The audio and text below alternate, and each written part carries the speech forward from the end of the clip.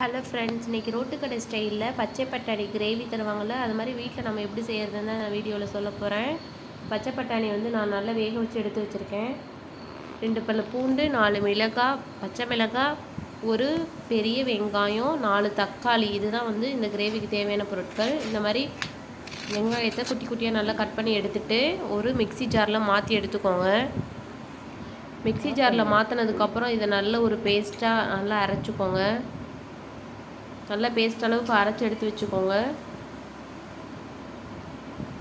ஒரு கடாயை வச்சுக்கோங்க. 2 ஸ்பூன் எண்ணெய் விட்டுக்கோங்க. கடலை எண்ணெய்னாலும் சரி, உங்களுக்கு எந்த எண்ணெய் விருப்பமோ அந்த எண்ணெய் சேர்த்துக்கலாம். அதில் 2 கிராம்பு, 2 பட்டை போட்டுக்கோங்க. கொஞ்சம் அளவுக்கு பெருஞ்சீரகம் சேர்த்துக்கோங்க, சோம்பு. இது நல்லா பொரிஞ்சு வர வரையும் நல்லா கொஞ்சம் விட்டுருங்க. அடுத்து நம்ம கருவேப்பிலை, கொத்தமல்லி குட்டி குட்டியாக கட் பண்ணது இதை ஆட் பண்ணிப்போம். அரைச்சி வச்ச பேஸ்ட்டை நம்ம இதில் மிக்ஸ் பண்ணிக்கலாம். நல்லா மிக்ஸ் பண்ணி விடுங்க. அப்போ தான் இந்த பச்சை வாசனை நல்ல ஸ்மெல் இல்லாமல் இருக்கும். 1/2 ஸ்பூன் சால்ட் எடுத்துக்கோங்க. சால்ட்டு கொஞ்சம் சேர்த்துக்கலாம். நான் ஒரு 1.5 ஸ்பூன் போட்டுக்கிறேன், சின்ன ஸ்பூனில். ஹாஃப் டேபிள் ஸ்பூன் மஞ்சள் தூள் எடுத்து அதையும் ஆட் பண்ணிக்கலாம். நல்லா கிளறி விடுங்க. அப்போ தான் அந்த பச்சை வாசனை நல்ல கொஞ்சம் கூட இல்லாமல் இருக்கும், நல்லா இருக்கும். மஞ்சள்தூள் ஸ்மெல் இல்லாமல் இருக்கும். கொஞ்சம் கொதி வரட்டும்.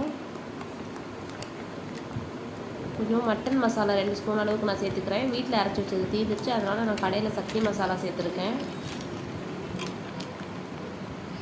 கறி மசால் தூள் 1/2 ஸ்பூன் சேர்த்துக்கோங்க. உங்களுக்கு எவ்வளோ காரம் தேவையோ, எந்த அளவுக்கு கிரேவி தேவையோ அந்தளவுக்கு நீங்கள் சேர்த்துக்கலாம். இந்த மாதிரி நல்லா கொதி வர வரையும் நல்லா மிக்ஸ் பண்ணிவிட்டு ஒரு 1/2 டம்ளர் தண்ணி ஆட் பண்ணுங்கள். தண்ணி ஆட் பண்ணதுக்கப்புறம் நல்லா இது கொதி வரட்டும். இது பாருங்கள், வேக வச்ச பச்சை பட்டாணி இது.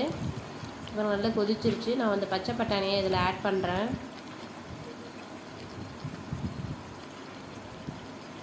பார்க்கவே நல்ல செம்ம சூப்பராக இருக்குது, நல்ல டேஸ்ட்டாக இருக்கும். குழந்தைங்க நல்லா விரும்பி சாப்பிடுவாங்க இது. எங்கள் வீட்டில் இன்றைக்கி சப்பாத்தினால நான் இதை சூஸ் பண்ணியிருக்கேன், இந்த சைடிஷை. நீங்களும் இந்த மாதிரி செஞ்சு பாருங்கள், எப்படி இருக்குன்னு சொல்லுங்கள்.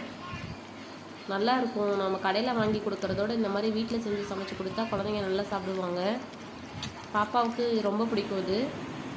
பாருங்கள், சப்பாத்திக்கு எங்கள் வீட்டில் இதுதான் இன்றைக்கி.